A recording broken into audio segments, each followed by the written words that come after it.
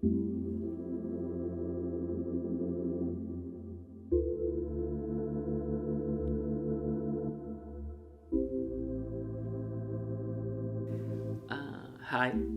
my name is Ariah Lester, and I come from Caracas, Venezuela. My latest piece, Viajero Del Amor, is a show that is apparently talking about my own story, my own journey, but it's really a mirror for the story of many others to be told. Viajero del Amor is a show that on the surface it seems to speak about migration, speaks about the search for a better life, but very deep inside speaks about the journey of the soul. I try in this piece, which takes the form of a modern opera or a stage musical, to use my story as a vessel to contain the stories of many others. The concept of diaspora really speaks about something that disintegrates and expands in multiple particles. You know, the sense of identity is not anymore located in a point in space. I think that is the piece is dealing with this very cliche idea. Cliches are very important because they contain a strong amount of truth, in my opinion. With this idea of like home is wherever you are. I think within all of us who migrate, go abroad, searching for perhaps our own selves through education, through love, through adventure, there is this constant compromise and balance of integrating and becoming part of, and then remaining and holding on to what it was. ¿Dónde están? ¿Dónde están? ¿Dónde están? ¿Dónde están? ¿Dónde están? ¿Dónde están? ¿Dónde están? ¿Dónde están? ¿Dónde están? Yo quiero bailar. I remember when I got to know about the school that I came to study in here in Europe. The fees were amounts that until then were unimaginable for me to have, to possess, like to have 4,000 euro is something I never thought I could ever have. And I think partly what I speak about in the piece is, you know, having 70,000 euro to make a show. And then on the other hand, sometimes I've been in moments that I don't have anything, and my family have been struggling on the other side of the world. And then it shows the dichotomy of the different realities that are intersecting a migrating body. It was until I decided to sing and make music in 2016 that I found a vessel, a container for all the information that I was gathering throughout the years to kind of be held, to become one. I think that the sense of purpose for me comes when I let my dance talk to my music talk to my graphic design, and I sort of start creating a ecosystem of symbology that allows the message to go through.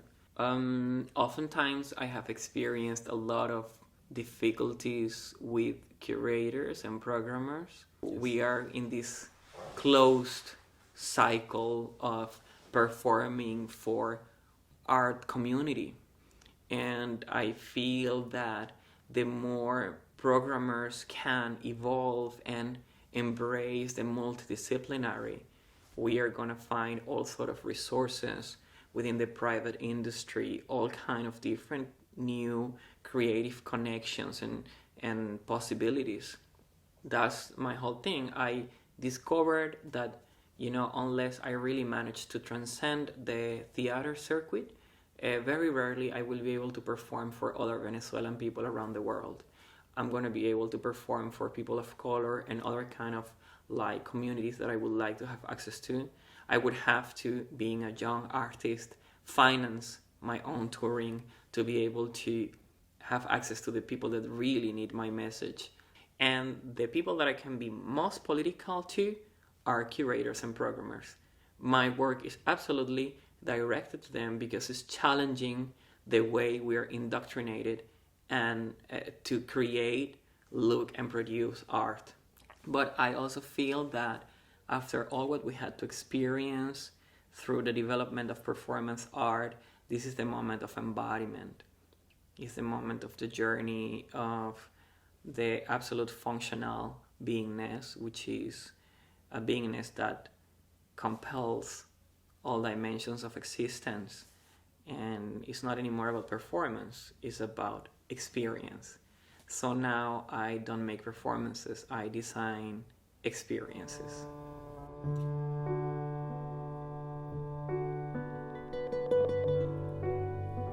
Un corazón verdadero y un futuro merecido.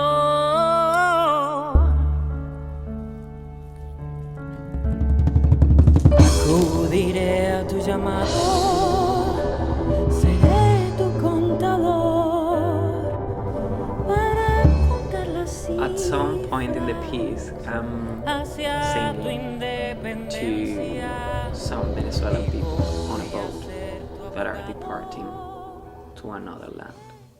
And these are boats that are going from Venezuela to Curacao and Aruba, which are literally belonging to the king of the kingdom of the Netherlands, where I live.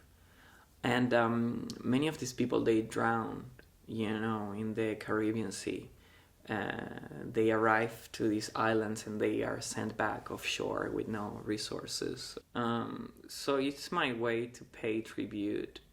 Yeah, spiritually I sing for them to give them strength and courage.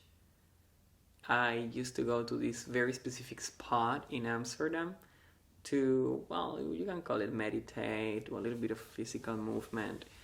And one day I realized, this was in front of the water, and I realized that this place was like a first world version of where my mom lives in Venezuela. She lives really close to the sea. And I was like, hey, wow, this just looks like Higuerote, which is where my mom is. And I just came across this thought came across me, that if I would touch the water in front of me, I was literally touching the same water that my mom could take a shower with, or that my mom could bathe in when going to the beach. Because that water has been here always, going around and around and around and around, and somehow this idea of touching each other through water, instant connection through water, but also this delay, started like igniting all sort of ideas inside me about the artificiality of distance, how distance is a construction, but at the same time such a reality. So then this poetics of water started growing, and I can touch my mother when I touch the water, but there is a real physical space between us. We can of course touch politics and play with the words of politics and make concepts and boxes in which are, my work is a nautical Afro-futuristic work, right? That's what I write to get this funding or to make it. But at the end, I'm just touching my mother. And I'm holding her, breaking all sort of laws of time, space, all sort of mental constructions of division and distance, and I'm becoming one with my mom through a simple gesture. And that's the power of art.